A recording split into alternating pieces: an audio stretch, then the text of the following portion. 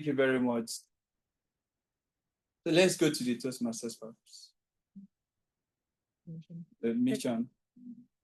The Pecten mission to provide a mutually supportive and positive learning environment in which every member has the opportunity to develop oral communication and leadership skills, which in turn foster self-confidence and personal growth.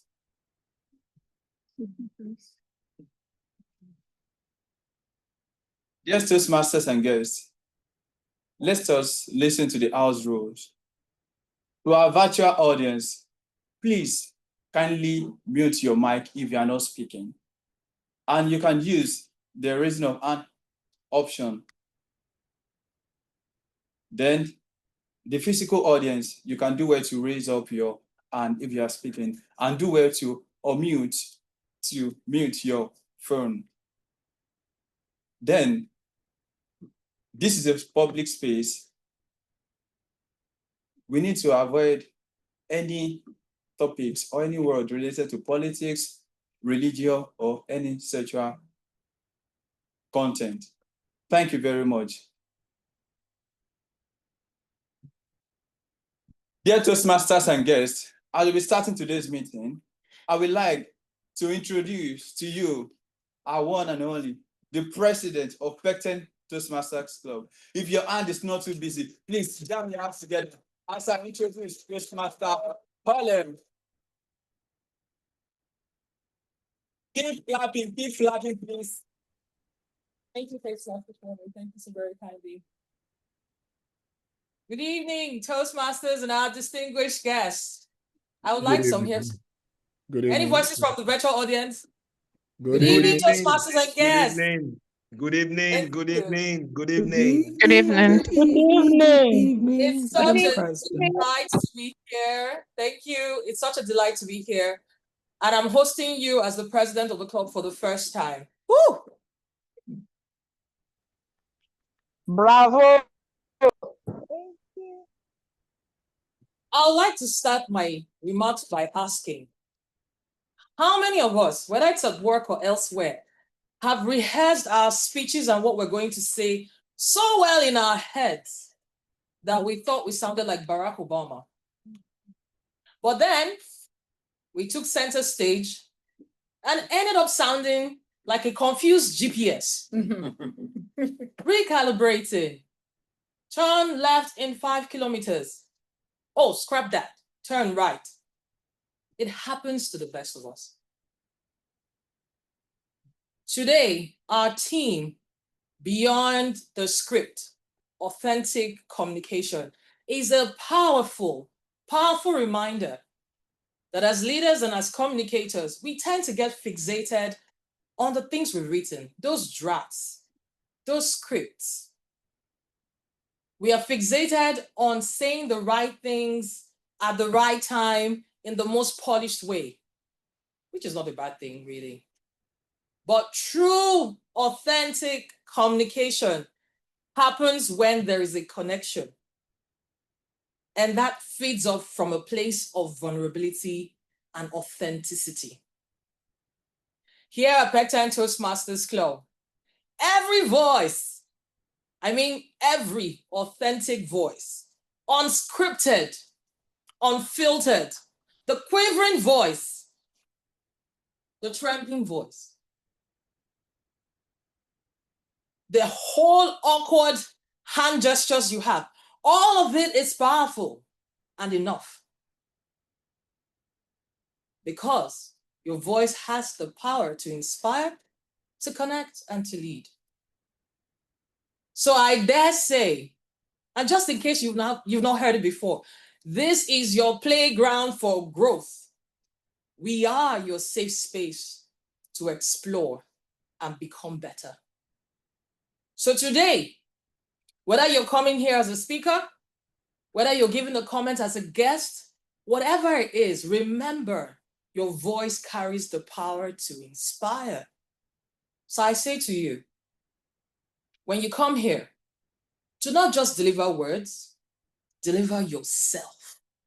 Because the reason we're gathered here today is to listen to you, the real you beyond the script. We're sat here today, beyond the script, listening and waiting to hear your authentic voice. Would you deny us of that? I hope not. So welcome again to Pecten Toastmasters Club. I hope this meeting is engaging and unforgettable, and certainly something beyond the script. And with that said, I would like to welcome to the virtual lectern our Toastmaster of the day, in the person of Toastmaster Ihoma Achara. She's an entrepreneur. I have to say that one slowly. She's a member of Surulere Toastmasters Club, all the way from Lagos, and currently on her leadership development path. Her favorite quote is, "It's not over until it's over," by Yogi Berra. Ladies and gentlemen, Toastmasters and guests, please, with a warm round of applause, let's welcome to the virtual lectern, Toastmaster Ihoma Achara, as she anchors the rest of the meeting.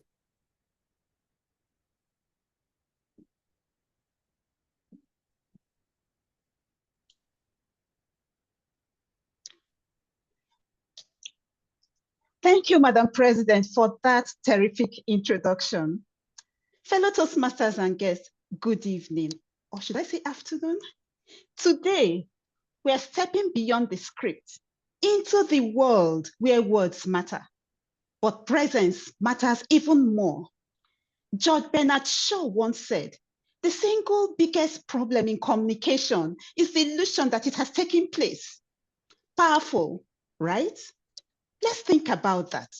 Communication is not just about talking. It's about making sure that we're truly understood. That means being clear, focused, and yes, being candid. Not just tossing out words and hoping they land, but sharing with purpose, with emotion, and with a heart that's wide open. So let's ditch the autopilot, tune into each other, and create moments that aren't just spoken, but felt. Do we have any first-time guests here with us today? We have Yes, we three in the room. Oh, okay. So welcome to Toastmasters, where we learn by taking action. As the Toastmaster of the day, my role is to lead the meeting smoothly, ensuring an engaging and well-structured experience for everyone. I will introduce the speakers and evaluators. I'll invite the timer for reports. I will facilitate voting. Later, I'll hand over to the general evaluator for valuable feedback on our strengths and areas for improvement. To conclude, I welcome the president for closing remarks.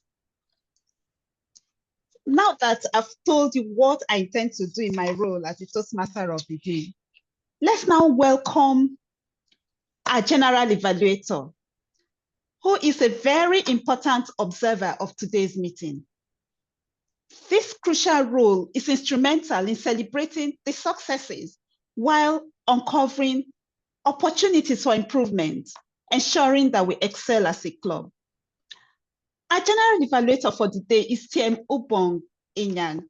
Please join me in welcoming our general evaluator, Tiem Ubong Inyang, who will lead the evaluation segment and provide an evaluation of today's meeting.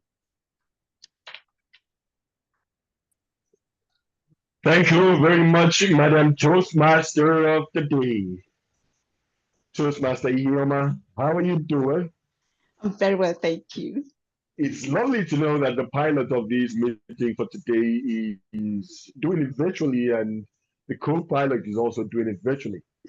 And what makes it even more interesting is the theme beyond the script, the authentic communication. I'd like to tell a little story about it. Once upon a time, I had to participate in a theatrical drama. You know, when you do dramas on the stage, and yes, I played the role of a lover boy. Am I a lover boy? I'll tell you that later. So it got to this part where the lady had to feel a little bit upset to slap me. And trust me, this lady, tall, beautiful, all the right things in the right places, landed me an authentic slap. Hey, the slap enter, I tell you, enter. The people were like, this drama hot, this drama hot. I told myself we are trying to be authentic and be real. But when it got to the part where we resolved the conflict and I was to plant a kiss on her lips, she whispered to me, my boyfriend is here. You never jam. We go out this drama go reach end. Toastmasters and guests on the call, being authentic is an interesting thing because people get to see the real you. When you speak passionately, you lead passionately. So today, being the general evaluator, I'll be doing the role of seeing through the team that will give you feedback and also at the end, coming to tell you how we all fared. So, as part of my team, I have lovely and interesting team members.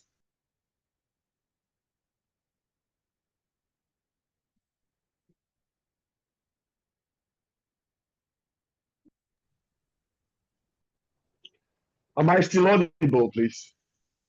Yes, we can hear you, Toastmaster Gong. Yes, we can hear. All right, thank you. So I'll call mine the GAT team, starting with the grammarian.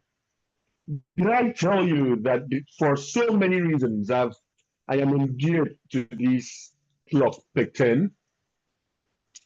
One, because I have the crush of my life in this club. And there is no Toastmaster in the world as beautiful as our grammarian of the day. She loves making money. Igbo women, they never kill me. She loves traveling, spending time with family, and watching exciting shows. She is a biomedical scientist and a data analyst. Her club Pecten, her part, persuasive influence, and her favorite quote, whatever you think you can, whether you think you can or you can't, well, you're right. And that's from Henry Ford. Help me welcome our grammarian for the day, my one and only Toastmasters crush for life, Toastmaster Ekuti Joy James. Over to you.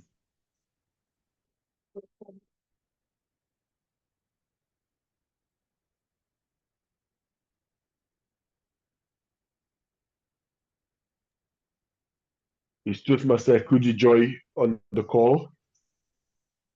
She's on the call, but indisposed. Please, Toastmaster Linus will just play the role while she gets stuff together. Right. Thank you, G. Good evening, Toastmasters and guests. Sorry to disappoint you. I'm not the beautiful face of Equity Joy James. But I'm Toastmaster Linus Society, and I'll be standing in for her momentarily while she tries to join back on the call. As the grammarian, it is the role of the grammarian to listen to people talk in the meeting, to listen to the proper use of grammar, to pay attention to what is said, and to also note quotes and thoughts that are profound in the course of the meeting. And as the grammarian of the day, it is also my pleasure to introduce to you the word of the day. The word of the day today is candid. And candid is an adjective. It's pronounced candid, as seen on the screen. It means to be truthful, straightforward, frank, speaking or expressing oneself openly and sincerely, often without rehearsed polish.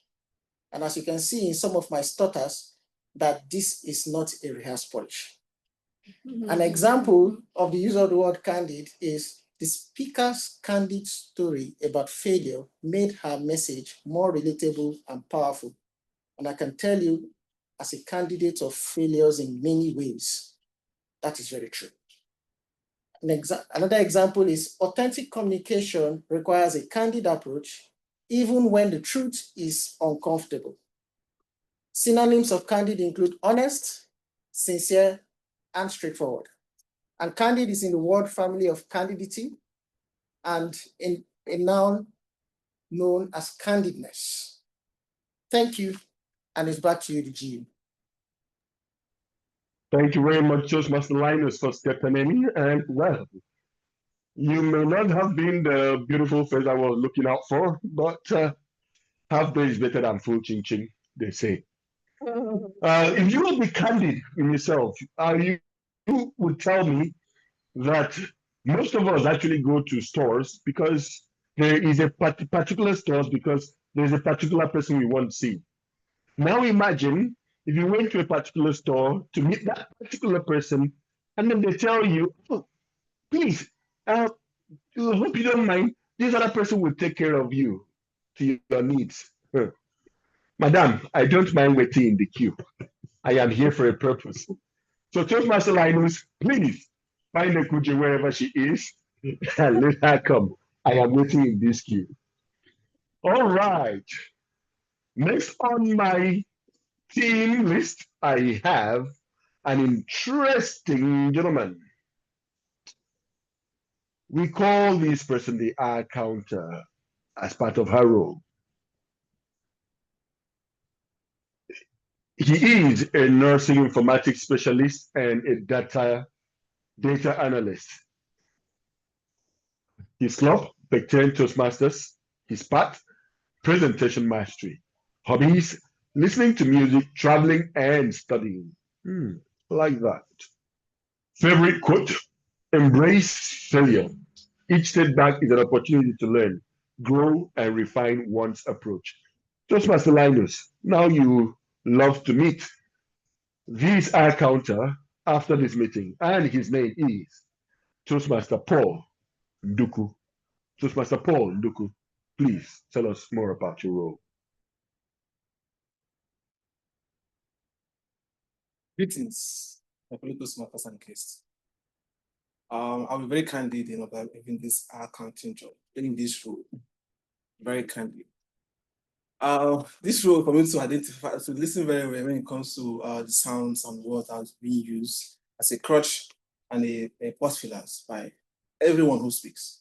During the meeting, I will note down the number of time we use, or the number of overused words like what's well, so, and you know.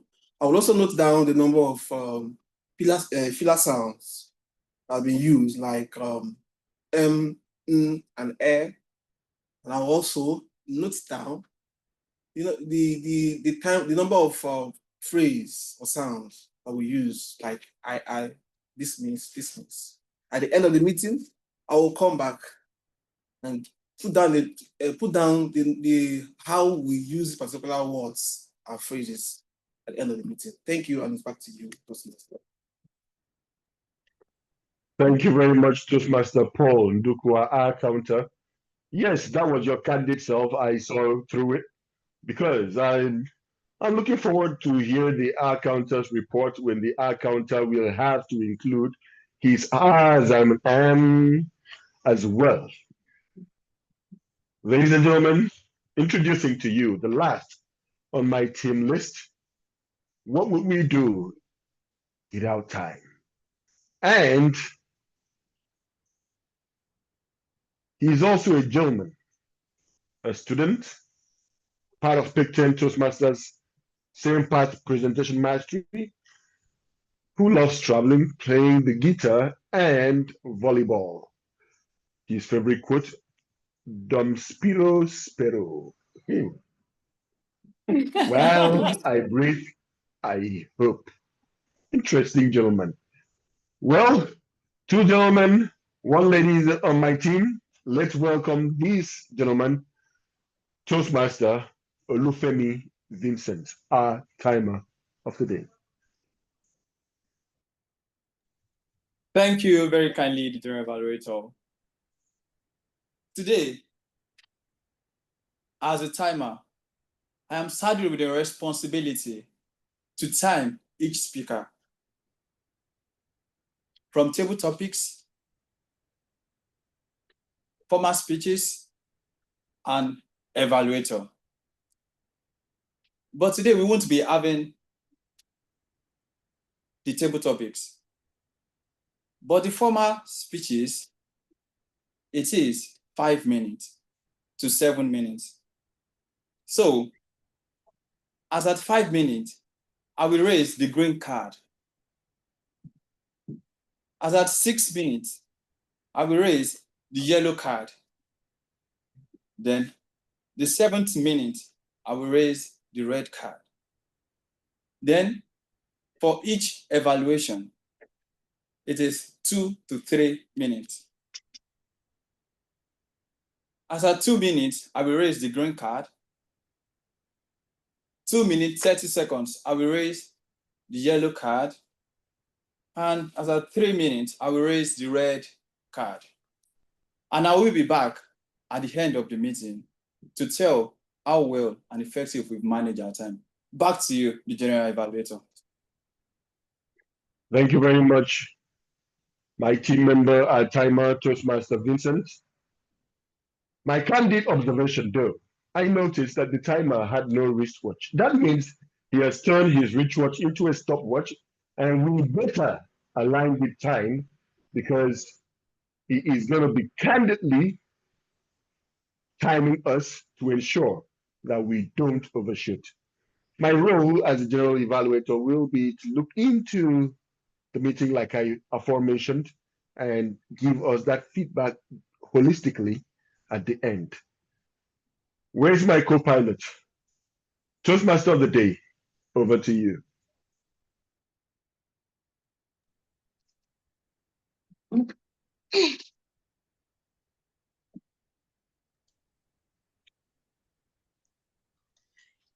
Thank you, Mr. GE, for the warm introduction of your team. Their clarity and readiness to support the speakers through constructive feedback sets the stage for a productive session. And now we move into the prepared speeches segment, a moment for our speakers to bring forth their stories, their insights and perspectives. Let's get ready to learn and be inspired. The evaluator of our first speech this evening is TM Elizabeth Atta. And she will be serving as the evaluator for TM Shakira Salahuddin's speech. TM Elizabeth is a brilliant solutions architect and dynamic voice at your Premier Clubs. And is currently she's currently on the dynamic leadership path with a flair and focus. Beyond the tech world, she finds balance through hiking and swimming, and lives by Albert Einstein's words. Life is like a bicycle. To keep your balance, you must keep moving. Let's welcome TM Elizabeth to the podium with a round of applause. Thank you so much, Madam TMOD. Thank you. Can you give us the speech objectives for TM Shakira? Yes, of course, of course. Good afternoon, Toastmasters. Good afternoon, guests. So today I have the honor of serving as the speech evaluator for Toastmaster Shakira, and it is an evaluation and feedback speech. So my role is simple: to provide a candid feedback to her speech. I'm going to tell her how well she did, and it's expected that after this speech, she'll come back and give another speech using the recommendations and feedback that she's going to get from today's speech. Thank you so much. At the end of her speech, I'll come back with my report. Over to you, Madam TMOD. Thank you very much, Toastmaster Elizabeth. Our first speaker, TM Shakira, takes the stage with a speech titled Say It Anyway, and will be speaking from level 1, project 4 of her presentation mastery pathway. She's progressing through the Toastmasters. She's an active member, of the Pecten Toastmasters Club, where she hones her communication and leadership skills. TM Shakira has something special to share with us. Please join me in welcoming her to the lectern.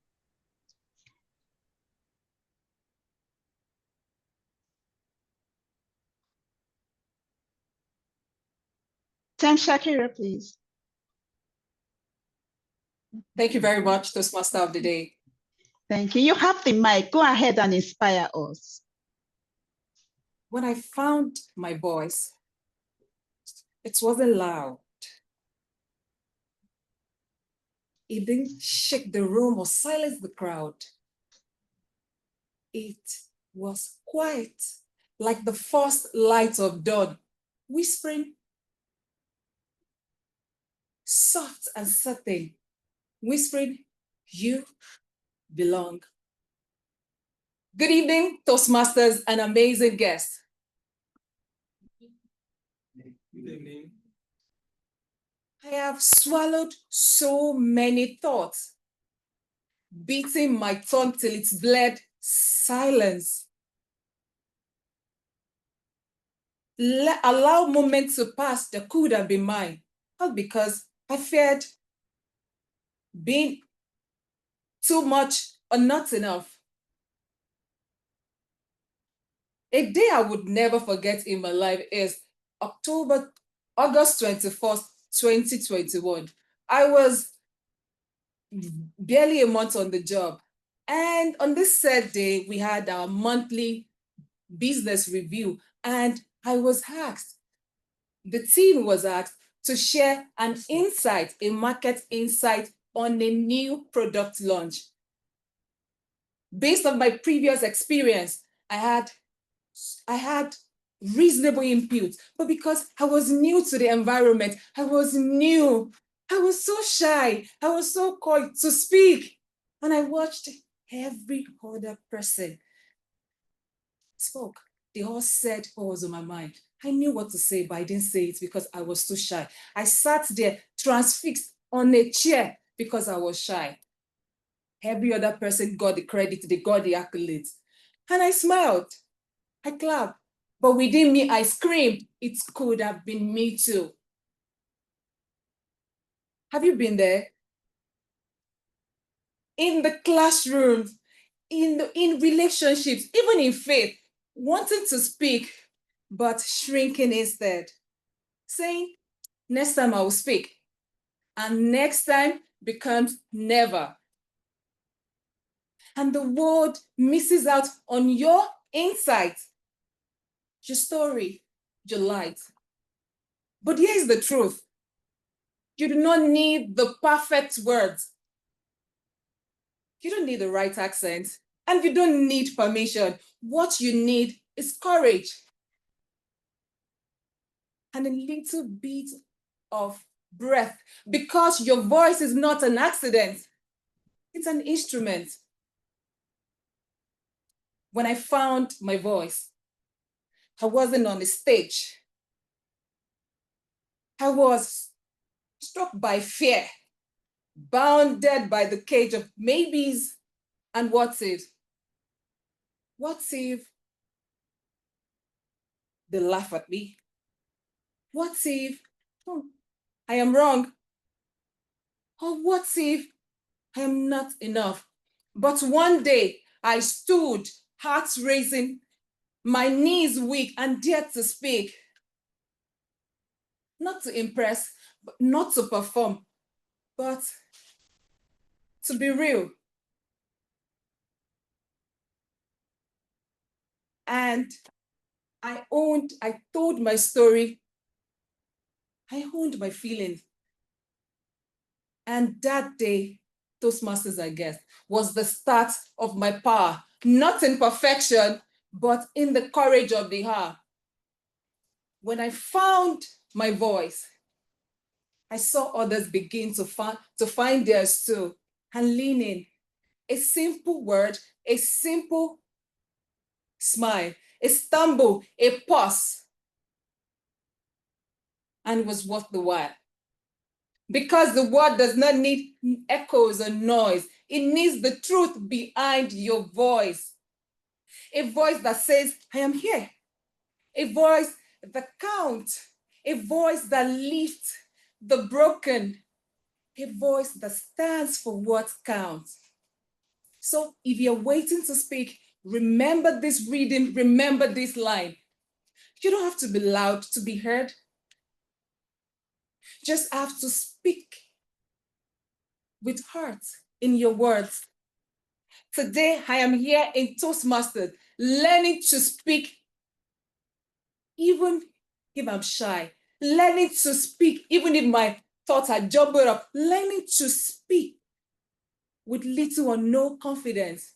As long as I'm speaking, I am learning, I am growing. And this reminds me of a quote by an American author named Courtney C. Stevens. And she says, "Nothing changes if nothing changes." So remember this today, dear Toastmasters and guests. Your voice matters. Say it even if your voice trembles. Say it out loud. And say it anyway. Thank you so much for listening. And it's back to you, Toastmaster of the day.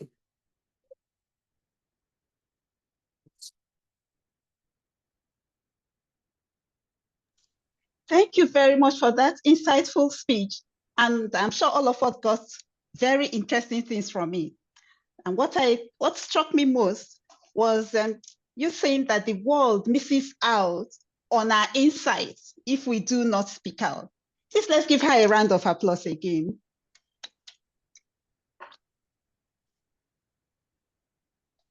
Our next evaluator is Distinguished Toastmaster Rashidat Salu Bello, and she'll be serving as an evaluator for the speech of Toastmaster Lydia Ekwetike's speech. DTM Rashida brings insight, poise, and a sharp eye to every speech she evaluates. Her hobbies, curating and capturing moments, make her storytelling both on and off the stage. Guided by her mantra, knowledge is power. She's here to share hers candidly and constructively. Please join me in welcoming those distinguished Toastmaster Salu Bello to the lectern. Wow. Thank you. Thank you. Thank you. Thank you so much. Thank you. Kindly give us the speech evaluator. Thank you. Yes, I can hear you. Okay. You know, I'd like to be candid. And candidly speaking, really, Toastmasters is that place where you get introduced and you still keep looking back. Who is this that is being introduced? So to the business of today, I would really, employing all candidness, say that I shouldn't be introducing this speech project because it's just exactly the same speech project as we had listened to earlier. Speech project 2 by Toastmaster Lydia Adakwa Ekwetike is another 4th project speech on level 1, where she's expected to learn the art of evaluation. And today she's going to be speaking and she's going to take the learning from applying feedback such that she also would be able to give feedback. She has 5 to 7 minutes to do that. And I'll come back when I'm called upon to evaluate her on the usual matrices that we use: clarity, vocal variety, eye contact, and whatnot. All of that. So back to you, Toastmaster Lydia, and I wish you the best of luck. Back to the Toastmaster of the day, Toastmaster Irma Achara.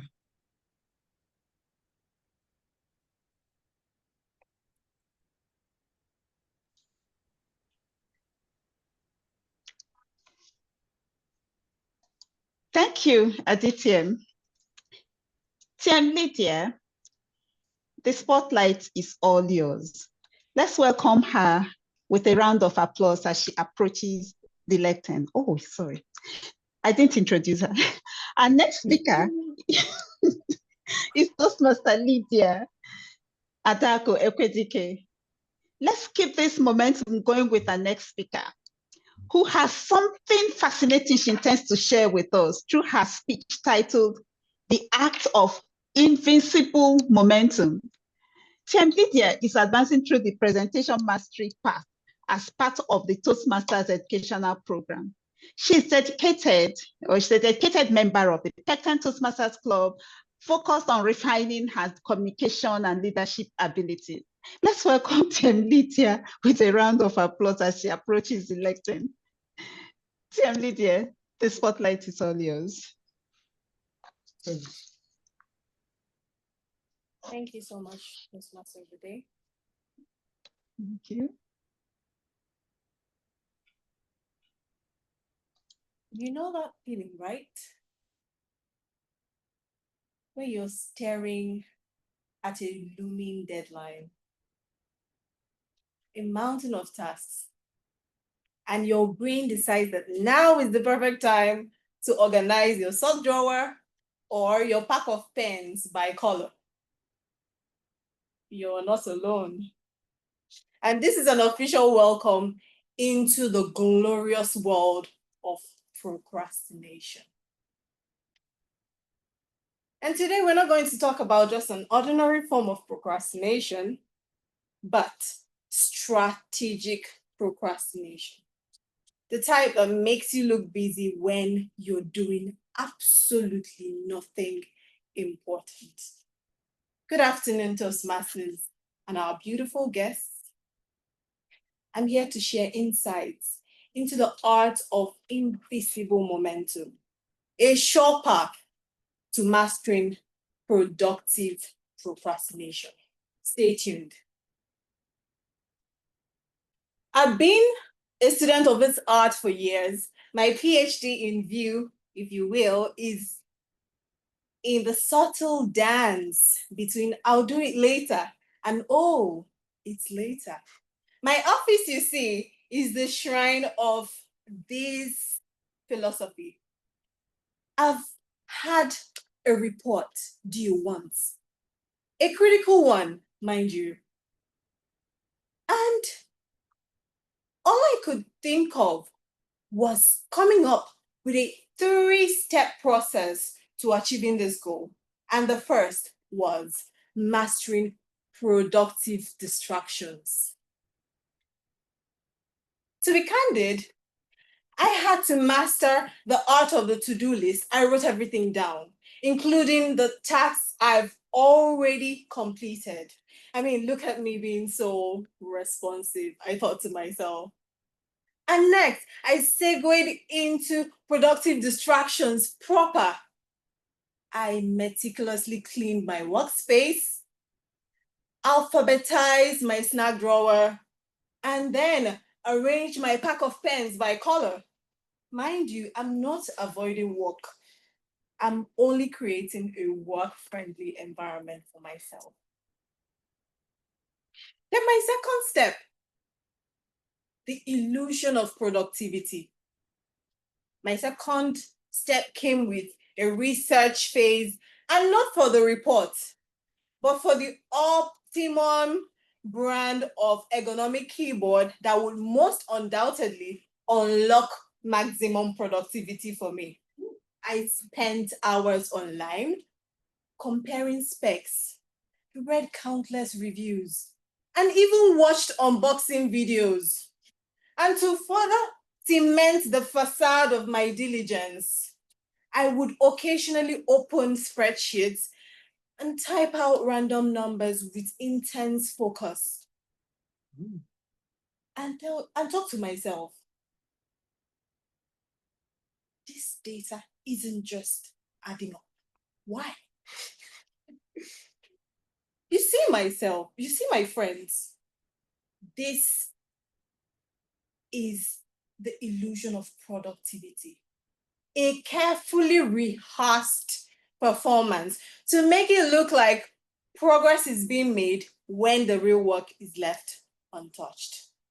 Then my third step, the alchemist's true art, my personal favorite. Of course, here the report got done finally, in a fury of panic, the 11th hour genius emerged and I engaged the work. Channeling this panic into superhuman focus, I produced a masterpiece report in 3 hours that could have taken 3 days. You see, it is not procrastination. It is performance under pressure. So when next you find yourself tidying up your workspace, instead of tackling that spreadsheet or completing that due report, remind yourself that you're only engaging in advanced strategic planning for your glorious eventual 11th hour magical performance.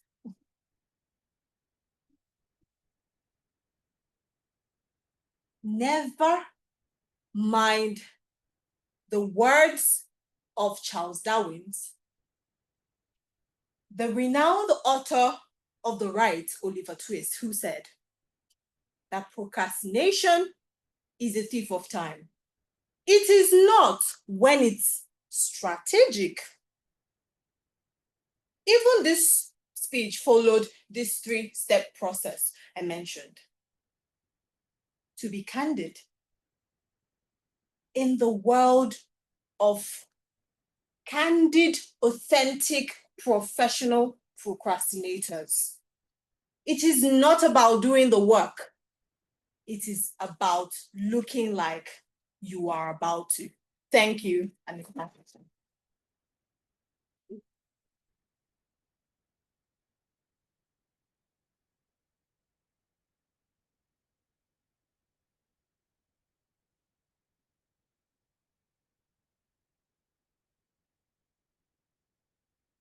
Thank you, Lydia, for that beautiful description of procrastination. For those of us who do not believe or who have not recognized the fact that we procrastinate a lot, we have come up with beautiful names. Sorry. Okay, I just wanted to be sure that I could be heard. And I like those strategic procrastination, productive procrastination, illusion of productivity, and advanced strategic planning. I think I like the advanced strategic planning. But then at the end of the day, we all get under pressure if we decide to do all of this. It takes a lot to turn the clock around. Thank you very much, Lydia. Our next evaluator is Nameti. Oh, sorry. Yeah, there's a break. Yes, please. Yes, interactive section to be facilitated by our very own president, TM Onem. It's fluff.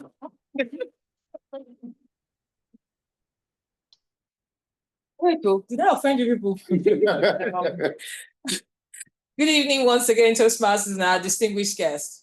So just so that we can take in all Toastmaster, Lydia has taught us about, what's that? Strategic procrastination. Let's have something in between just to buy some time and let us relax. So I want to ask you something. Please do not use Google. I know Google is your best friend, but in the spirit of staying candid and authentic, what do you think is the most expensive food in the world? Anybody? Fisherman soup. Fisherman soup. If you know, you do. Okay. Yes. Javier? Any other person? Toastmaster Linus, help us. Pizza. Okay. Please, next slide. Say seafood okra. Seafood pasta. Oh. So what do you see on my screen? Caviar. What's caviar? This is like an egg. Sorry. Florence. Egg. Why does it look like Cocoa Pops that is white? Yeah, so those are fish eggs. And Minus next one. It's called the Alma's Beluga caviar. The reason this is the most expensive fish in the world, eggs or food in the world, is because it is produced by the albino beluga sturgeon fish. This fish is very rare because of a genetic defect, so it doesn't produce melanin. That's why it's that white. Now, before they get the fish eggs out, the fish actually has to be between 60 to 100 years old. Do you understand how that is? So this has actually made this species of fish endangered. But then you realize that, of course, the fish then becomes scarce, because how many 60-year-old fishes can you find in any sea? They are only found in the Caspian and Black Seas. What's interesting is how much a kilo of Alma's Beluga caviar costs. Toastmaster Linus? 16,000 pounds per kilo. On the average, it could go as high as 29,000 pounds. Does anybody in this room feel very Nigerian to do the conversion for me in Naira? Nigerian in me will not dare. So if you are going to do a punching, you will be somewhere around 35 million Naira to about 62 million Naira for a kilo. Naira 600. For a kilo of fish eggs. But then again, if you have luxurious taste buds and you love the life of opulence and you love the then this is something you probably want to try out. Certainly not me. I see a 3-story building there. Yeah. But thanks. I just wanted us to, something new. And if you already knew this, then that's fine. But this was ridiculous when I first saw it and why anybody would want to buy it. But it's a rarity. And so people like it and people cherish it. And people actually eat them. Yeah. Thank you. And it's back to you, the Toastmaster of the day. So I was going to say something about caviar. Yeah, go ahead. Black ones are less expensive, but it tastes the same. Oh, so it's a resisting thing, even with fish eggs. Thanks for sharing. Toastmaster Ihoma, you have the like 10, please. You're muted if you're speaking. Thank you for that very interesting session. I don't like the caviar, so I'm not likely to spend that kind of money on caviar. That's certainly not me. The evaluator for our next speaker is Tiem Nameti Aban. Tiem Nameti will be serving as evaluator for Tiem Ezekiel Hart's speech. I hope I can be pardoned for missing out on his first name. An accountant by profession, he's a dedicated member of both the EU Premier Speakers and the Kuwait Challengers Toastmasters clubs. He's currently advancing through the engaging humor path within the Toastmasters educational program. In his leisure time, he enjoys playing snooker, listening to classical music, and reading spiritual literature. His favorite quote: "The bird does not sing because it needs an answer. It sings because it has a song." Let's welcome warmly Tiem Nameti to the lectern. Thank you, Toastmaster Ihoma. Thank you, Tiem Nameti. Kindly give us a speech. Yeah. Yes, to be very candid, I agree with you on the luxury and the luxurious way people would rather spend money. I think we're on the same page. Thank you so much for this opportunity. Distinguished Toastmasters and guests, I have the honor of evaluating a great speaker, and the speech objective is simple. We'll be taking a project on evaluation and feedback, Toastmaster Hart. And his objective is to learn how to receive feedback from one speech and take the recommendations, apply to another speech. So this will be Toastmaster Hart's first speech. And at the end of this, I'll come back to give his evaluation. Toastmaster Hart, candidly, I wish you a great delivery. And back to you, the Toastmaster of the day. Thank you very much, Toastmaster Kanameti. Our third speaker is Toastmaster Ezekiel Hart, who has something equally engaging to share with us in his speech. He's a committed member of the Pecten Toastmasters Club. He's currently advancing through the presentation mastery path as part of the Toastmasters educational program. Now, let's give a round of applause to TM Ezekiel Hart as he proceeds to the lesson to share his own unique perspective on his message titled, How Do I Change the World? TM Ezekiel Hart, we're eager to hear from you. Please begin. Hello, everyone. Good evening, fellow Toastmasters and guests. 2 nights ago, I was having dinner. Pasta with beef sauce, nothing too fancy. When I clicked on a podcast on YouTube, I expected it to be background noise while I ate my food. But by the time my plate was empty, my mind was racing. I sat back and wondered. Something I heard completely shifted my perspective. It felt like a switch had flipped in my head. Suddenly, I felt like I discovered a superpower. Not the kind that lets you fly or shoot lasers from your eyes, even though that would be kind of cool. But the power each of us carries, power that if we choose to use it the right way, can actually change the world. But just like a light bulb, this power doesn't just turn on by itself. For a bulb to glow, power has to be generated from far away, transmitted through lines, and finally connected to the switch in your home. Only then does the lights actually come on. My own light bulb moment was years in the making. You see, my parents are from River State and they live in Bonny Island. So growing up, if I wanted to stay in Port Harcourt, I often had to live in houses that weren't my own. For 7 years, 7 whole years, I moved between the homes of family and friends. They weren't strangers. These people extended a hand. They gave me a platform. They welcomed me when I would otherwise have been lost.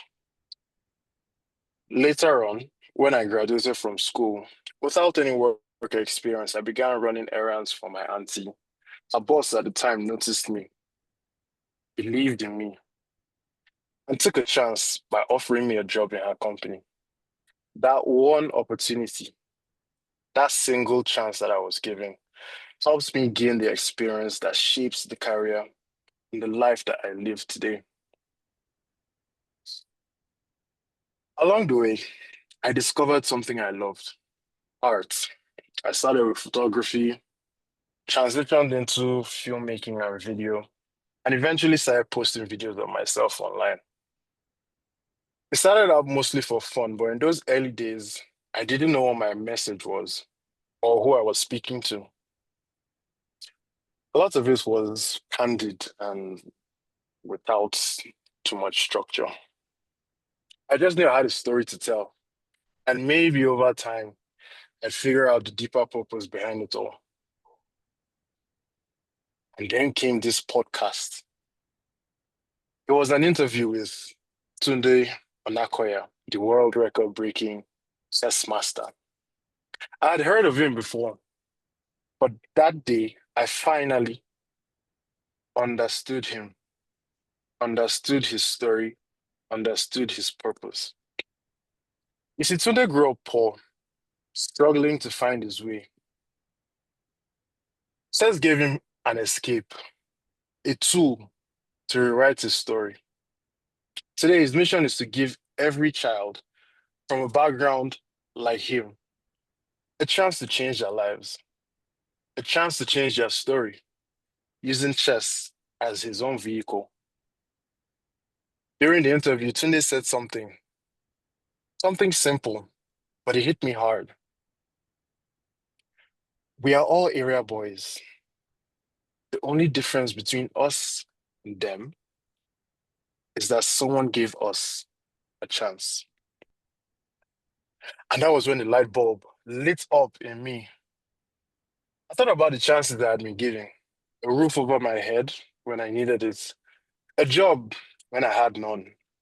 People who believed in me, even when I probably did not believe too much in myself.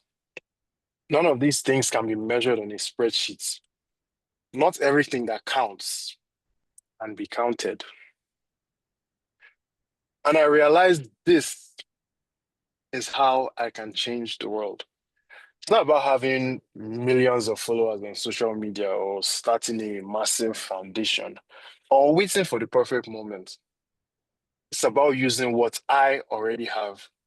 It's about using what you already have.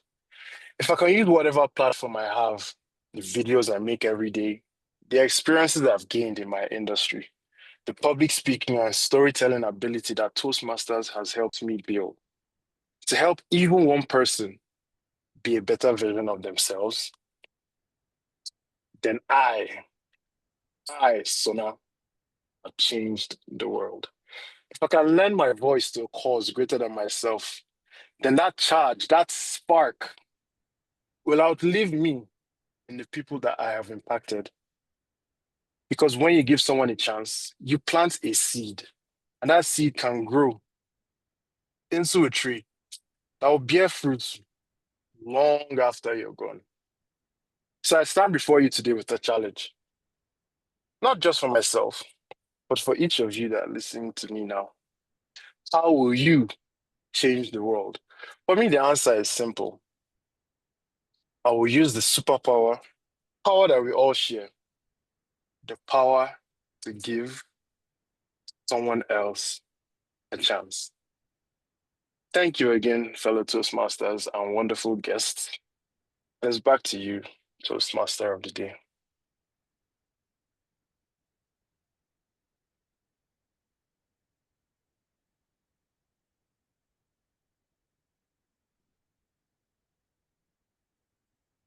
Thank you very much. Can hear me.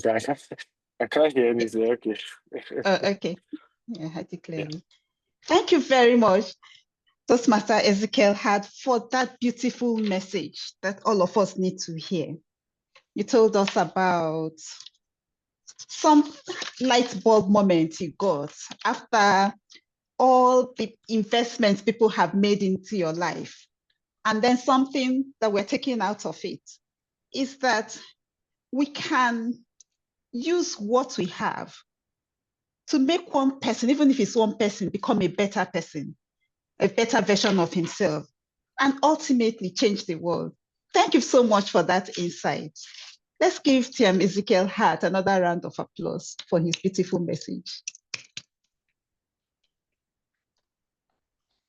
Our last evaluator for today's speeches is TM Oluwatosin Olorunleke. He is a procurement engineer by profession and will be serving as the evaluator for TM Tobiloba Akimoluwa's speech. TM Oluwatosin is a committed member of the Oil City Speakers Club, and he's currently advancing through strategic relationships path within the Toastmasters education program. In his leisure time, he enjoys playing football. His favorite quote, "Whether you think you can or you think you can't, you're right." And that's a very, very insightful one from Henry Ford. With a round of applause, let us welcome TM Oluwatosin to the lectern.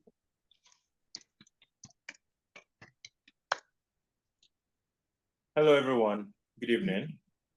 Good evening, TM Oluwatosin. Kindly give us the speech objectives for TM Tobiloba. Thank you. All right. Thank you, Madam Tiamodi. This evening, we've heard 3 beautiful speeches, and going by the person who will be speaking next, I can guarantee you will be having 4 wonderful speeches today. Wow. She will be completing the innovative planning level 4 project 1, which is managing a difficult audience. Today, I will not be looking out particularly for the content of her speech. Rather, I'll be looking out for how well she addresses and diffuses challenges while she's speaking. I'll be looking out for how professional she is, how respectful she is with the interactions, and the strategies with which she refocuses the audience to the content of the speech. Good luck, Toastmaster Toby. Back to you, Toastmaster of the day. Thank you. Our final speaker today is Oluwatobi Loba. Sorry, Toastmaster Toby Loba, who has something equally engaging to share with us in her speech. Toby Loba is set to take us on a bold journey with her speech titled Navigating Uncertainty When the Map No Longer Works.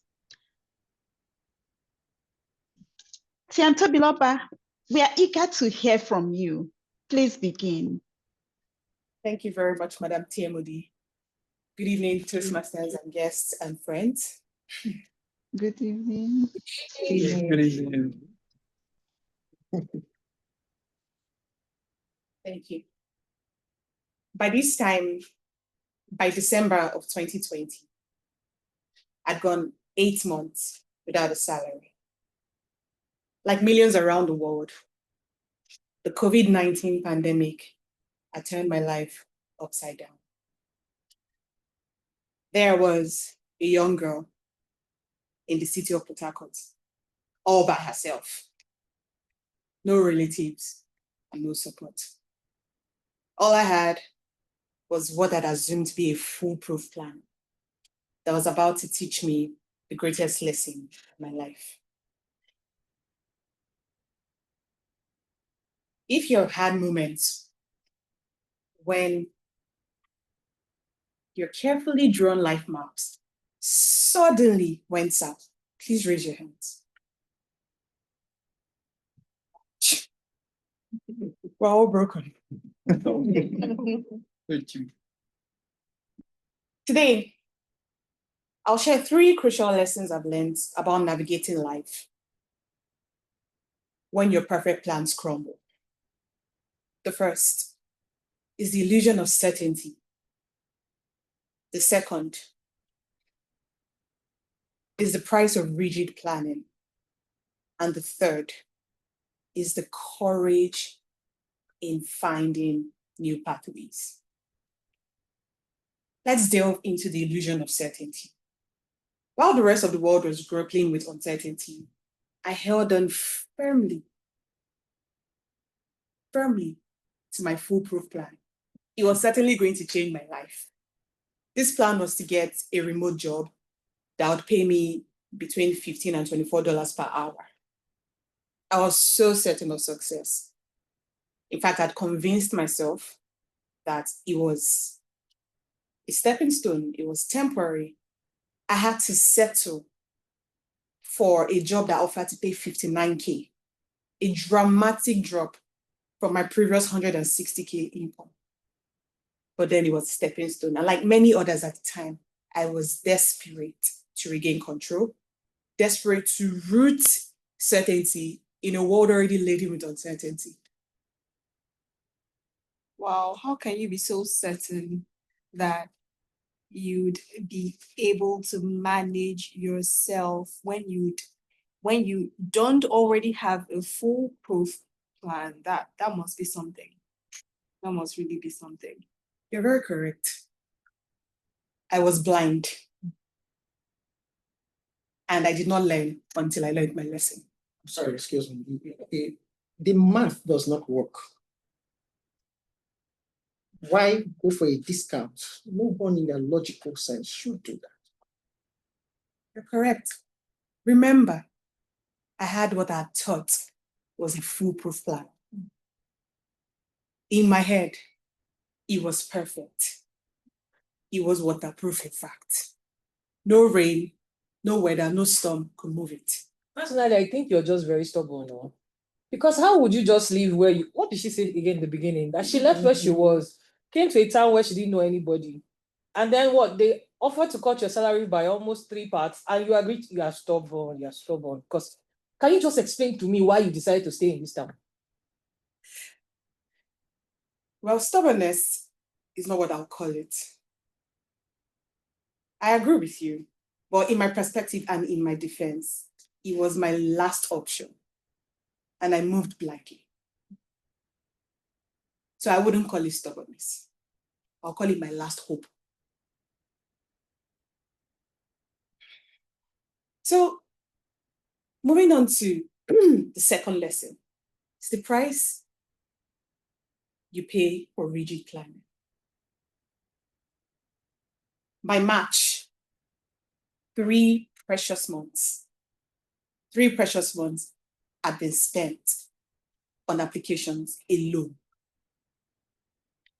The time was ticking.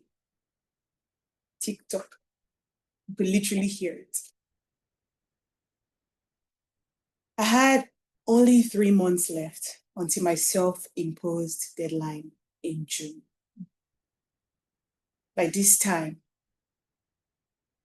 I'd given it everything. I'd sacrificed everything. My time, my money, my sleep, my well-being. Then came July, and I was still struggling, fighting to pass the last phase of a 3-tiered examination. The results came back, and I failed. Hopefully. I slipped into depression, denial, and darkness. I'd drawn the lines of my plan so rigid that when it failed, I did not only lose my way, I lost myself.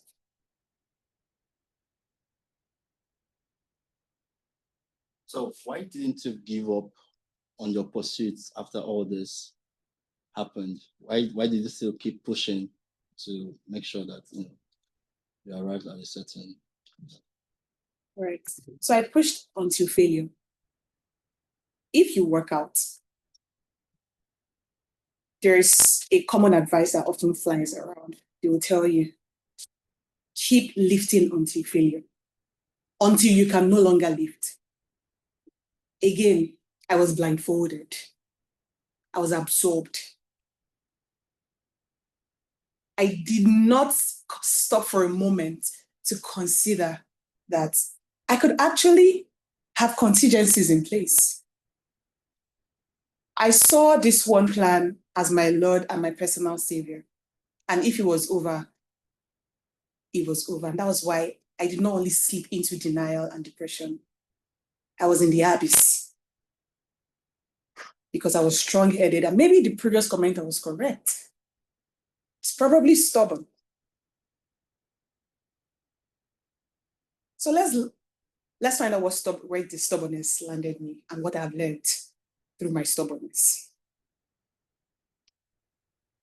The final lesson, finding the courage, or the courage in finding new pathways. Here's what I learned through my failure.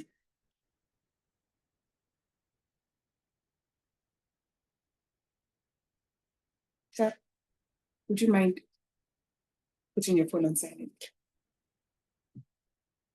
Thank you very much. Here's what I learned through my failure.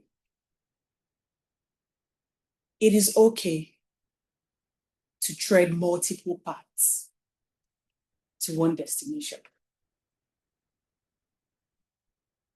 It is okay to make a detour. It is okay to start over. And when you have that perfect plan drawn up, it is okay to anticipate failure.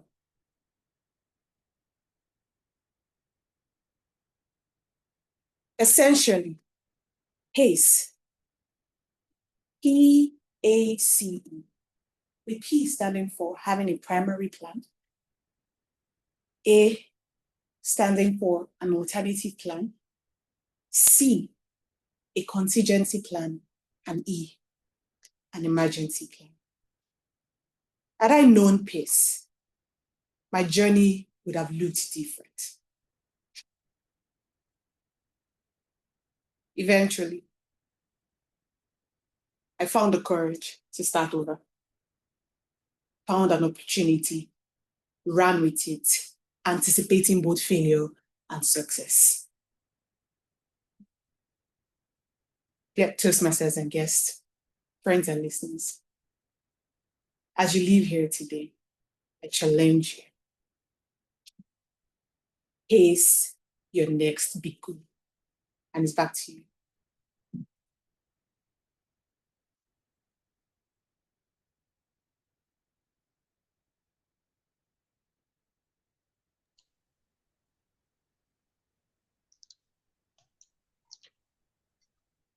Thank you very much, Toastmaster Toby, for that beautiful story.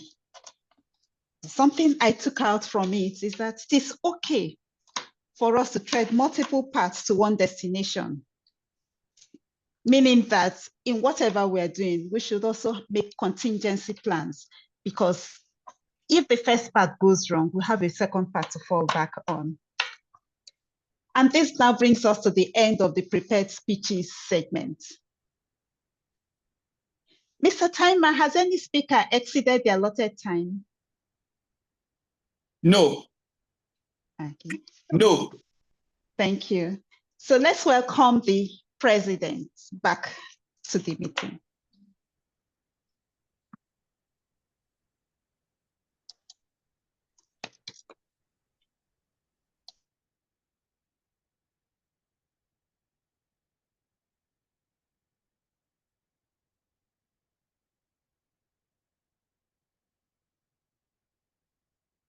It's the third time you're seeing me this evening. I hope you're excited to see my face because somebody's still going to ask me to come back here. Good evening once again, and it's nice to have all our guests join us today. I know we have 5 people here who are guests, yeah? Am I correct? Please indicate by raising your hand so those online can see you. Thank you, thank you, thank you. If you're online and you're a guest, please, I would like to hear your voice. How many guests do we have on the call? I'm one of the guests you have on the call. Hello. Sorry, This is what's your voice of name? My name is Onyinye Kerender. Oh, you made it. It's nice to Yes, have you I join did. us. Thank you very Welcome. much. Yeah. Daniel I have, Aggie, it's good to see I you. have, I have Yes, 3 ma. people Thank you, here. ma. You have who? I have 3 people here. Oh, Chigazie, thank you so much. Can they introduce themselves? Let's hear their voices.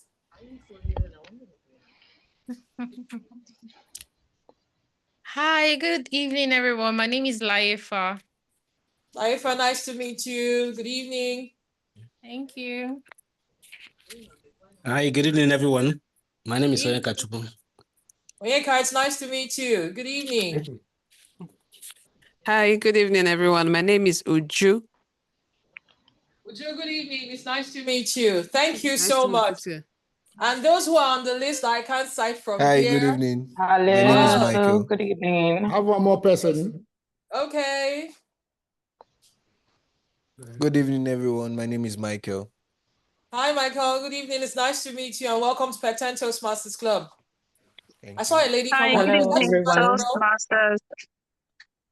This is Umi Bamdele. Thank you much. Okay. Wumi and Good Bami. I'm evening, also a guest.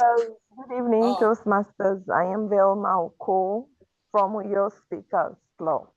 Woo! All the way from Uyo. Please give her one round of applause. Thank you, Yeah, Velma, good for day. joining. Good day, everyone.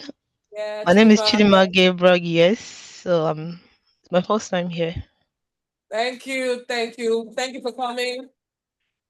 Hello, Good everyone. evening. Good evening. My name is Medina Tumini Jafaru. Nice to meet everyone here. Hi, First time. Melvina. So someone sent her to me Hi, from guys. somewhere. Good I can't even remember. Chris, we'll get to you shortly. but she All told right. us to meet us yesterday and she's on the call. So thank you, Melvina, for making it to the call. Good evening, everyone. Hi. I am Zoe Octavia Obaze from Festac Toastmasters Club. Warm regards. It's great to be here. Vegas is in the room. Thank you so much for joining the call. It's such a delight to host you. I saw Good evening. Chris. Evening. Hi, I'm Williams Evidence from Port Harcourt, and I'm a guest here. It's my first time. Thank you for joining. And I saw your post in the chat. Please, we'll talk after now so we don't stretch the meeting. But sorry about what happened with your access.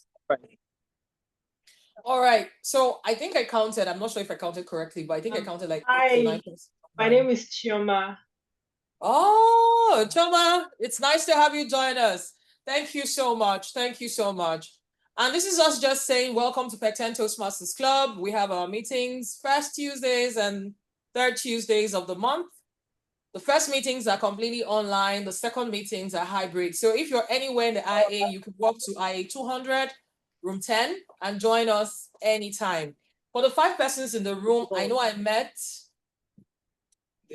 Fidelis earlier, Christy, and who was the last person? Oh yeah, Acho Wachuku. So please, ladies in the room, can you introduce yourself so others get to meet you? Okay. Good evening, everyone. Evening. My name is Treasure, and it's actually my first time. Yeah, I've attended a meeting once before. This is my second time, but that one was online. Thank you for coming. Hi everyone. Good evening. Nice. Thank you. It's nice to meet you. So please, if you're a guest, we typically will have a feedback form outside once you're done with the meeting today. As you're logging off, please just leave us with your name and your details with your feedback as well. We would appreciate it. For those in the room, we would actually send something round. So you could just give us your name and your number so we can stay in touch. So you get invites for meeting and all of that. Thank you so very much. And it's been a delight saying hello to all of you. And it's back to you, the Toastmaster of the day.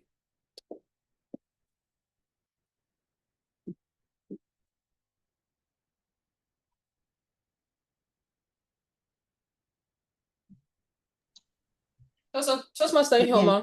Yeah, I was muted. Okay. Thank you very much. I will now welcome the general evaluator to handle the next segment. This segment is dedicated to feedback and reflection, and it's a core part of what Toastmasters experience is all about. So, TM George. Let's welcome the general evaluator to come Thank you very back to the much. stage. Thank you very much. Yes, thank you very much, Madam TMOD. It's been an interesting meeting and it's good to be back on the virtual lectern to evaluate our first speaker. I'd like to call on Toastmaster Elizabeth Attar. Let's know how our first speaker fared. Toastmaster Elizabeth Attar. Thank you, Toastmaster Ubong Yang. Toastmaster Shakira. Are you on the call? Yes, you are. Thank you. Say it anyway. What a speech title. When you came to the lectern and stood so confidently and started with, when I found my voice, it wasn't loud. I just knew that I had found another queen of vulnerability. You were so vulnerable with your speech. You told us of how you struggled with your shyness. You told us about how you had so many things in your head you wanted to say, but couldn't say it because you were shy.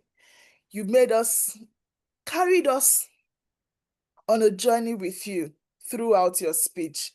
This is so because I think every one of us at one point or the other, we've gotten to a place where we had so much to say, but we couldn't say it. Now, for other people, it comes easy for them.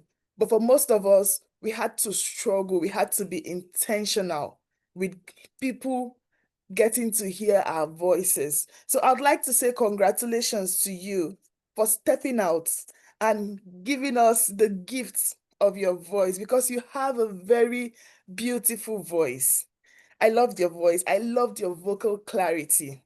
I loved your gestures. I loved how you stood confidently. You stood as if, yes, like I am here. You people don't have a choice. You have to listen to me. I loved it. I loved it so much. I love that you used very poetic words. Like when you said, biting my tongue till it bled. It bled silence. I love that. I loved when you said a quote by Courtney C. Stevens, nothing changes if nothing changes. I loved when you said your voice is not an accident, but an instrument. Punchline, back to back. I loved every part of your speech. I was carried away enjoying the way you spoke to us today. It was so beautiful to listen to you. I want you to keep speaking. What would I have loved for you to do better? One, since you were telling us about your voice and how you found your voice, I thought that one thing that was lacking in your story was that point, a story where you actually found your voice. What happened?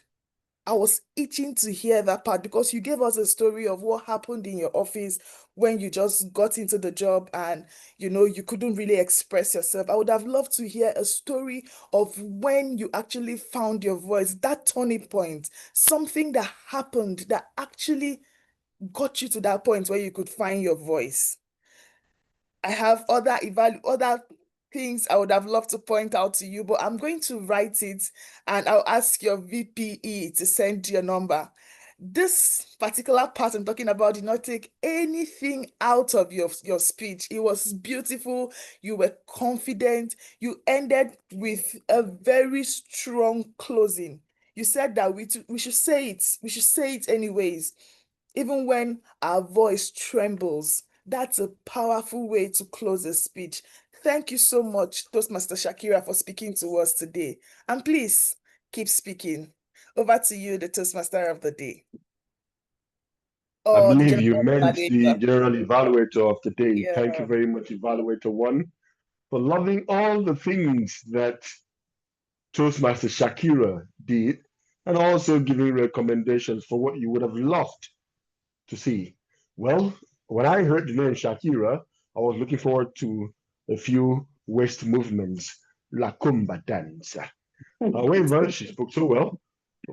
Then let's get to hear from our speech evaluator 2. Help me welcome Toastmaster Rashidat to evaluate our second speaker. Okay, thank you so much, General Evaluator, Toastmaster Ubongiya. Ladies and gentlemen, that was some speech by Toastmaster Lydia Ekwedike. Toastmaster Ekwedike, the very interesting thing about that speech is you had a very good title. The fact that you said the invisible, or not invisible, but invincible. I mean, anybody would want to listen to what you were about to say. Entering and starting your speech smiling really would make people warm up to you. And that is a very good tactic. Honestly, it is a very good tactic, and it will make one want to warm up to you. Throughout your speech, Toastmaster Lydia, I could see that you used to some extent some vocal variety, and you were also able to engage your audience with your eyes, and that also will work well for you. Another technique that you used that I felt was beautiful when you enumerated your 3-step process into what you were trying to pioneer. Believe me, If I would summarize that your speech, I'll say you were trying to pioneer the art of procrastination. But that itself is really interesting. You use some beautiful words and you use them beautifully. I love the way you pronounce subtle. I also like the way you used seguend. You particularly impressed me by talking about alphabetizing your drawer, and you talked about your ergonomic keyboard. So if you'd summarize, I'll say what you were trying to say is that procrastination is not bad at all, and you are trying to pioneer a defense in the cause of procrastination. But let me say this, Toastmaster Lydia, if I were to take on that, I'll probably employ that three-step process, the three-step tell them process. That is, you want to tell them what you're about to tell them, then you tell them, and then you now tell them what you just told them. Because it might be difficult for anyone to actually wrap up the intention of your speech project today into what you are trying to get us to practice, and which is to make us feel that at the end of the day, procrastination can be employed strategically, and it might not really mean that you are not going to do anything. So if I should recap, you used gestures well, you were comfortable, you used a little bit of your eye contacts and your vocal variety. However, please, for speeches of this nature, I'd recommend that you use and employ the three-step process, telling them what you're going to tell them, and then tell them what you just told them.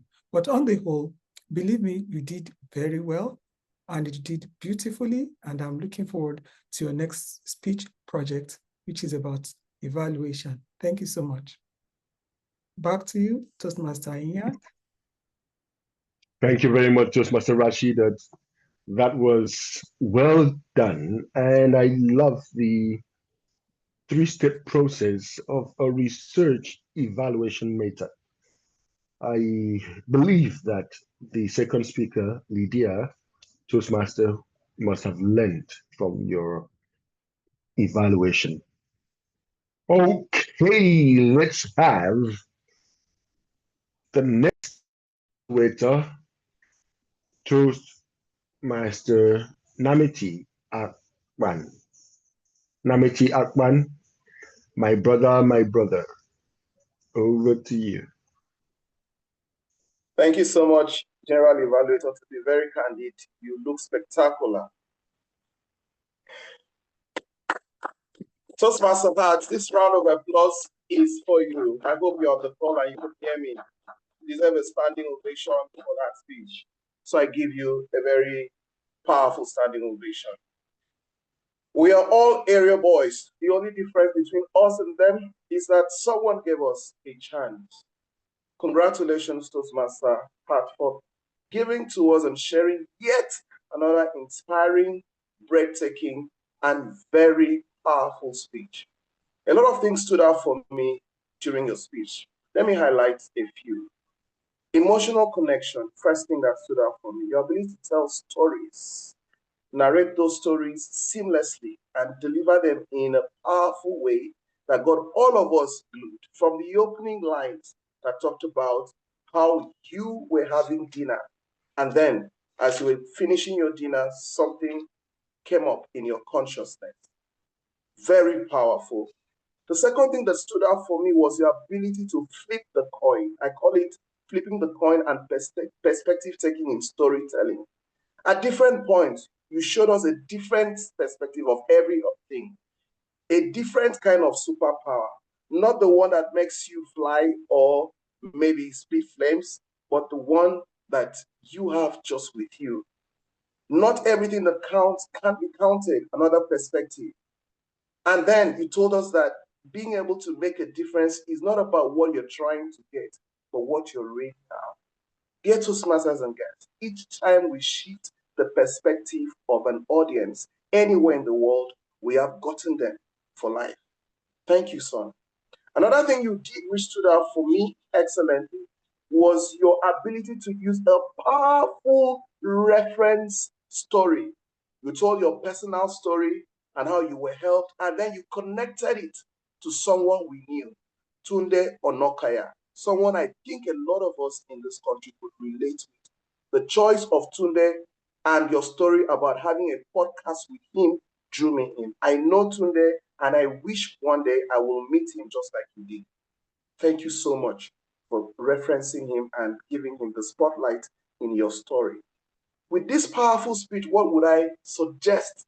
Just suggest candidly that you look into, because you're such a great speaker. The first would be your eye contact. Toastmaster had. I noticed at some point that you were lifted into the realms of public speaking and you lost contact with your audience. You're not looking at the screen again. I would suggest that you try to master yourself so that no matter how intense the speech is, you can still look at the lens of your camera. That way, you assure us that you're still with us in the story and in the speech. The second thing I would love you to look at is what I'd call using rhetorical questions. During your call to action, when you talked about us using what we have, like photography, like the platform we have, I felt you could have just asked us, what do you have in your hands? What do you have that you can use to give people a chance? I felt like asking that question and not just coming from your own perspective of what you had could have drawn us more in.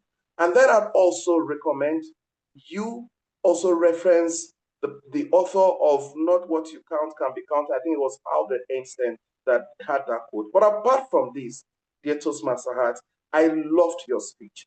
You had a powerful, strong and powerful call to action that resonated with all of us. When you give someone a chance, you plant a seed that can grow on to become a tree and bear fruit. All these things made you spectacular. In summary, your speech was exceptional with great storytelling. You were able to flip the coin, use a powerful reference figure, but if you can just maintain greater eye contact, then you would go on to excel better in this speech. Congratulations, well done. I look forward to listening to you again. Back to you, General Evaluator. Thank you, Candidly, Toastmaster Namity, for your candid evaluation, pointing out the things that actually stood out for you in that speech and giving recommendations that will impact the speaker. However, I still feel it's interesting to know that you also took out a little time to admire the way I look. Oh my God. Well, being part of the evaluation. Being part of the evaluation makes it even more interesting. Now we'll have to segue into the fourth evaluator of the day. Help me welcome our area director. I think I'm the first to mention him as area director today. And that requires a candid appreciation that we left out the man of the moment, our area director, who would come to evaluate the fourth speaker. Toastmaster Aloran Leke, the floor is yours. Do what you know how to do best. Thank you very much, Toastmaster Obong. Yes, you just said you're the first to call me area director. I hope the Lord will also touch your heart and you'll be the first to give me a gift for being area director as well. Thank you and God bless you. Navigating uncertainty when the map no longer works. You know, a speech is wonderful when even the people that were supposed to interrupt the speech decide to do so respectfully. I don't know if I was the only one who noticed it. But Toastmaster Toby, that was a really wonderful and beautiful speech. Thank you for delivering that today. The first thing I observed, because like I said earlier, I'm not here to really examine the content of your speech. We want to see how well you handle interruptions. And one of the first things I noticed was how professional and respectful you were in handling the interrupters. I think the main way you did that today was actually by allowing them to speak. You didn't try to cut them short. You listened to what they had to say, allowed them to get it off their chest, and then you gave a response. The beauty in that is, first, you save time, because if you try arguing with the interrupters, then you guys could be there for much longer. And I also think it's nice to hear what people have to say. There's a saying that you don't just listen to respond, you listen to understand people. So if you fail to actually listen to what the interrupter has said, then it will be more difficult for you to give an appropriate response to them. So very well done on listening, Toastmaster Toby. I also heard you're correct, you're correct, you're correct. That was something I heard a number of times today, particularly to the first three interrupters. While I think within the context of your speech today, they were correct and you were right, I also just want to emphasize that whenever we are speaking and we are interrupted, you don't always have to agree with whoever is interrupting you. You're allowed to actually disagree. You're allowed to call them out, but you just have to do so respectfully and professionally. And speaking of which, there was someone whose phone went off while you were speaking, and that was a very wonderful example of how to answer or respond to something without, being angry, but also registering displeasure. I thought you were firm. It's a very important skill to have in a situation where you might have people interrupting or disrupting you, because like I said, you want to be respectful, but you also don't want to give the impression that you're a walkover. So whenever you're on the lectern, you are in charge. You are the one who owns the stage, and you ought to treat it like your possession. I thought you did that beautifully when you instructed that the phone be kept on silent. I also liked that when the interruptions happened, you did not get distracted. It's very easy to be speaking, there's an interruption, and then you lose your train of thought. But even if you were going to, get distracted, there was something you did. You paused after every distraction, you took your time, and then you began to speak again. It's better not to rush back to speaking. It's better to take some time and collect yourself than to just want to keep going and then fumble along the way. I thought you depicted a wonderful example of just using time and silence properly today. Finally, the most beautiful thing about your speech was that despite not having to be heavy on the content, I thought you gave us beautiful content this evening. You were very vulnerable with us, and the beauty of vulnerability is people will remember, people will connect. So thank you once again for your speech, Toastmaster Toby. Oh, well, thank you, Mr. Area Director. And I want to say that I really appreciate the candid nature of your pointing out the subtlety of the interrupters. For someone who would want something hard, you must be an area boy with an opportunity. So please, it's not out of place to actually think that, yes, they were too soft on the speaker. Okay, now that we're done with the feedback from the evaluators who have spoken candidly to the speakers, now we have to know how we all fared in today's meeting, starting with this time we will go the tag team, right? Yes, please. Okay. So, Mr. Timer, are you there? Yes. Tell us how we fared with time and be candid about it. Thank you very much, Dre Evaluator. After today's meeting, I will be candid. The first speaker, Toastmaster Shakira, used 5 minutes, 48 seconds. Please clap for her. She's within time. Then Toastmaster Lydia. She got me. I forgot I was a timer. But thank God, she used 6 minutes, 58 seconds. Please clap for her. Then Toastmaster Ezekiel, he used 6 minutes, 17 seconds. Then Toastmaster Tobiloba, she used 9 minutes, 32 seconds. And to our evaluators, Toastmaster Elizabeth, use 3 minutes, 48 seconds. Toastmaster Rashidat, use 3 minutes, 38 seconds. Then Toastmaster Namati, about your papa. Nameti, about you. Use 4 minutes, 31 seconds. Then Toastmaster Oluwatosin, use 3 minutes, 28 seconds. Back to the general evaluator. Thank you. Thank you very much, Mr. Timer, for the feedback, the report you've given, those smiles of yours, and how candid you've been that Toastmaster Lydia charmed you with her looks and had you procrastinate your timing duties on her. Well, that's the effect we have, beautiful ladies, on us. I envy that you could still concentrate afterwards.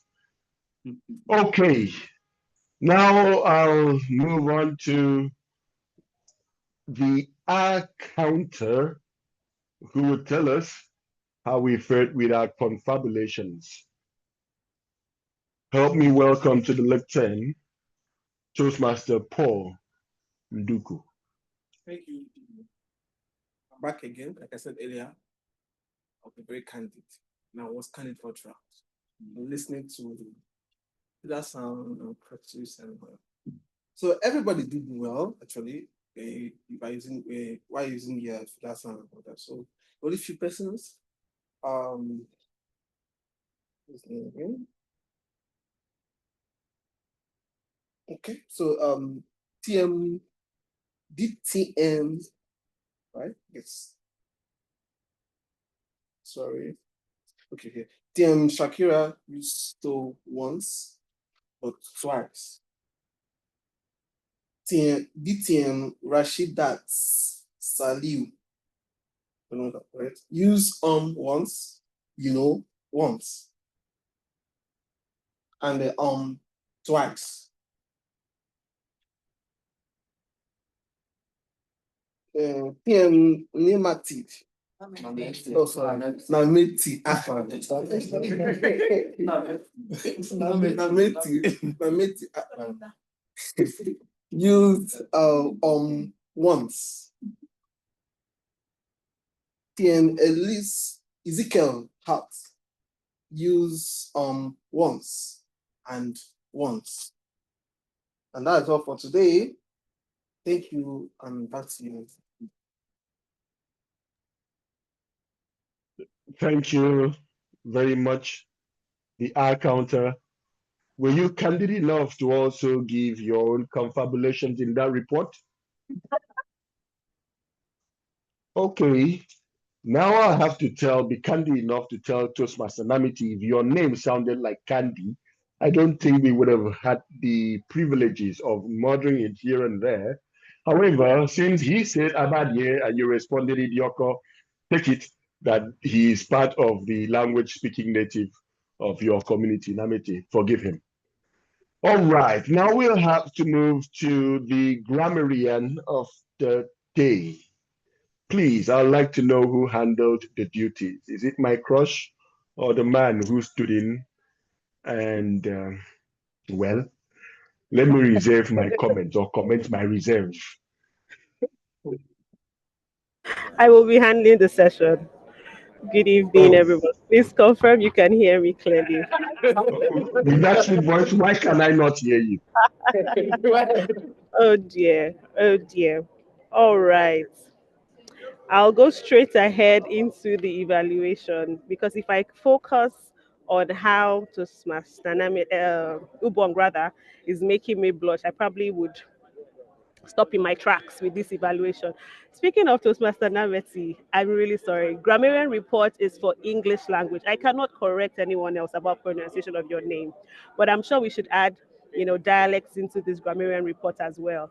Okay, for the use of the word of the day, candid, I think we fared pretty well. One person particularly did too much. There's this thing on Instagram, they say, oh, not to do, one person did too much. And I will say the name of that person at the end of this, but I'll call the others. The Toastmaster of the day, Toastmaster Achara, used the word 3 times. Oluwafemi, who was our timer, used the word twice. Our general evaluator, I'll pause that for now. Toastmaster Paul used the word once. Toastmaster Elizabeth used the word once. DTM Rashida Bello used the word 4 times. Toastmaster Sona used the word 3 times. Toastmaster Lydia used the word 2 times. And Toastmaster Nameti used the word 3 times. And very impressively, one time out of those 3 times, he used it as an adverb, candidly. That's pretty impressive. I'll move also now to impressive words that stood out for me. Someone said segued. We've heard that a lot, but I think it's still interesting to hear when we use that in sentences. Meticulously, that was quite good as well. Alphabetized, that was very impressive. Well done. I'll also move to impressive quotes that I heard today. Toastmaster Shakira said, that day was the start of my power, not in perfection, but in the courage of the hour. That was really good. Toastmaster Lydia said, the facade of my diligence. That was very impressive. Toastmaster Sona said, we are all area boys. The only difference between us and them is that someone gave us a chance. I found that very good.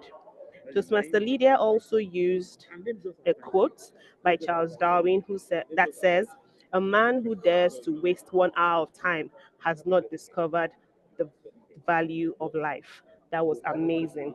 Just a couple of recommendations or ways we could do better with our use of grammar. Someone said we were drawn more in. We were drawn more in. I think it was better to have said we were drawn further in. That would have been a better way to say it. All in all, I'll end by saying the person I referred to in the beginning that did too much, because he had the opportunity to, is none other than Toastmaster Ubongia, who used this word. He used this word. Why Oh am I my not God. surprised? He almost used the word as his body cream. He used it a whopping 10 times. Candidly, candid, all the forms of the word, conditious, candid. Oh my goodness. Ladies and gentlemen, please let us give a round of applause for Toastmaster Ubongia. All right, thank you. And I'll be back to you, General Evaluation. Oh, thank you very much. Can I be candid with you? Just one more time. To be candid with you just one more time. That was the art of invisible momentum that I displayed. I had to make sure I used the word of the day so much that it impresses the grammarian that no other voice would matter, not even Nametis. It goes again. All right, ladies and gentlemen. So now I have to give you the evaluation of the general evaluator. This meeting, which started 4:15 at the dot, when I logged in about 10 minutes to, we had about 8 people in the physical room and 8 people as virtual attendees. That showed that the preparation for this meeting was top notch and had people seated and ready for the meeting to kick off. The sergeant at arms, I love how you told the story. It's my first hearing that a sergeant at arms comes and delivers a speech while opening a meeting. That short story was what we needed to hear to put ourselves ready and say this is a learning environment. Then that switches me to the theme of the day, or beyond the script, authentic communication. what that story you told made us relax to know that, yes, this is where we come to learn. And Madam President, who had the honors to speak for the very first time as president of the club, did so passionately on the theme itself. And when she mentioned this, it connected with that theme when she said, "This is your playground for growth and your safe space." I never knew that while we have playground, it's meant to be for growth. I was looking out for the word being just opposed with classroom, but you gave us a twist with playground. That's an interesting one. And I would say the I love the fact that Toastmasters are quick to stand in for others in their absence or when they have difficulties or challenges, stepping up. And I must commend Toastmaster Linus for doing that. I want to say the Toastmaster of the day was nothing short of amazing.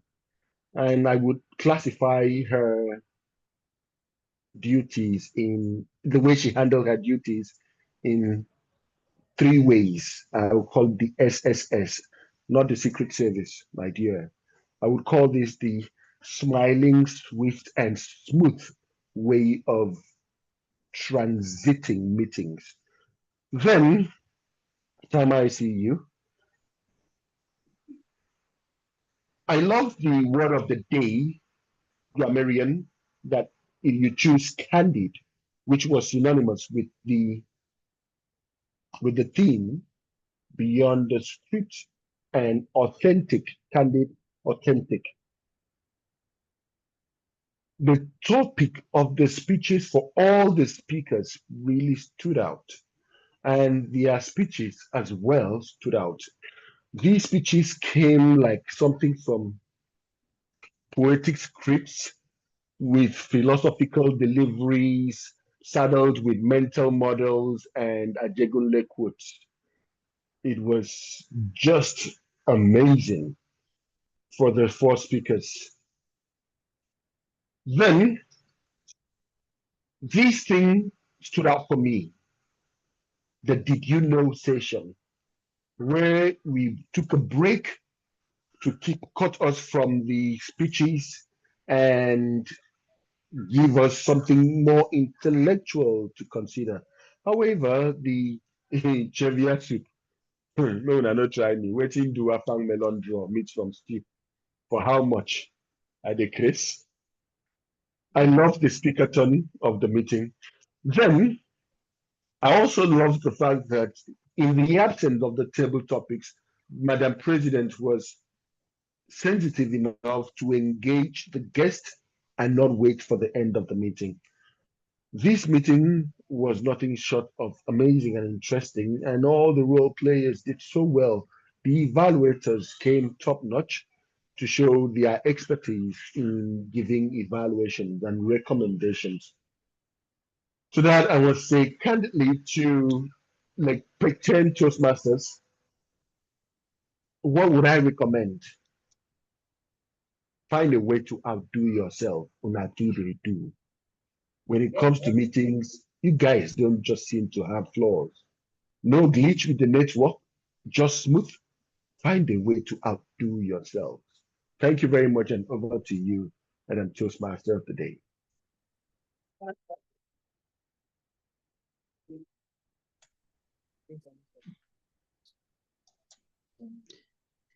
Fellow Toastmasters and guests, as we draw to the close of the meeting, I want to express my heartfelt gratitude to each one of you for making this gathering a success.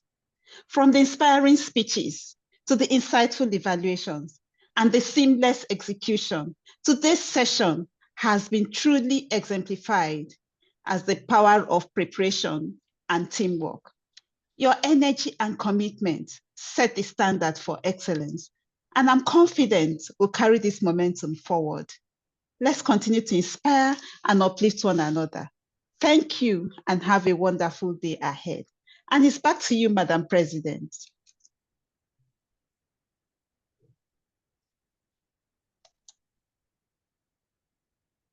And the fourth time I appear again.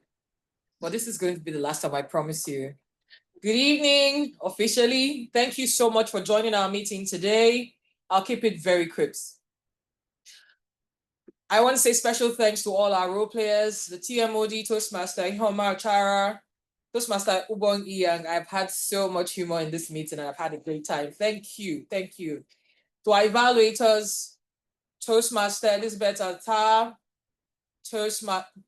Distinguished Toastmaster Rashida Saliu Bello, Toastmaster Nameti, and our AD. Thank you so very much for honoring this invite and giving such fabulous evaluations. To our speakers today, dear Pectenites, you did it. And I'm proud of you because we're still growing and we're doing it the right way. Thank you for showing up and having the courage to take on the lectern again today. Our guests in the building and our guests online, thank you so much for taking 2 hours of your day to be here. We appreciate you. We see you. And very quickly, I'll take the announcements.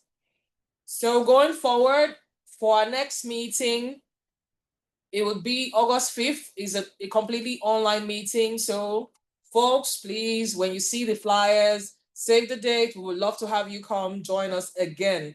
For members of the club, dues window is almost here.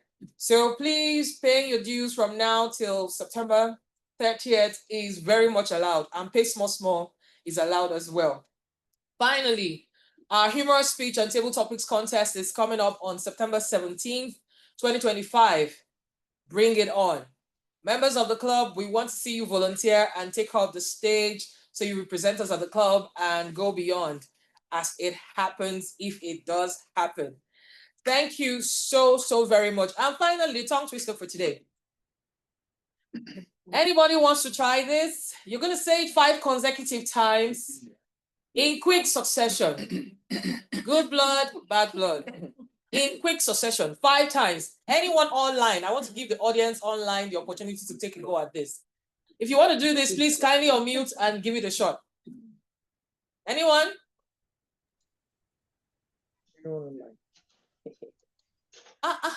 No audacious person. Wow. Okay, anyone in the room? Good blood, bad blood, good blood. I'm here online. All right, you have the lectern. Please go ahead. Quickly, like in quick successions, please. 5 times. Good blood, bad blood, good blood, bad blood, good blood, bad good blood, bad blood, good blood, bad blood. Thank you. It's a trick, right? It just looked like 4 simple words out there, but if you say it fast enough, you end up with bad blood instead of bad blood. Thank you. Tongue twisters are supposed to help us with our pronunciations and enunciation. So, Temodi, please, you have the lectern. Very fast, though. Don't play any tricks. Very fast. We need it fast. 5 times. Let's go. I'll speak as fast as I can. You know, I don't speak fast. Good blood. Black blood, good blood, black blood, good blood, black blood, good blood, black blood. Okay. Anyone in the room? Michael Nasiri. Okay, Michael Nasiri. Toastmaster Michael, please, you have the lectern.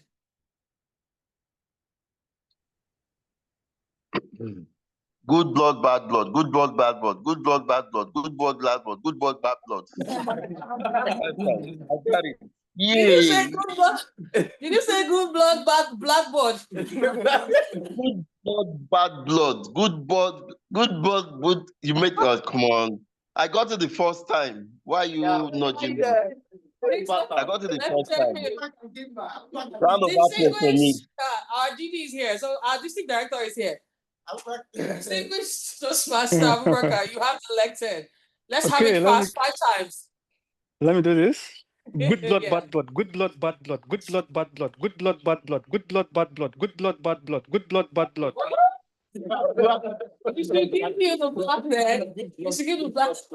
Thank you so much. Thank you for trying out the tongue twister. And we call this meeting to a close.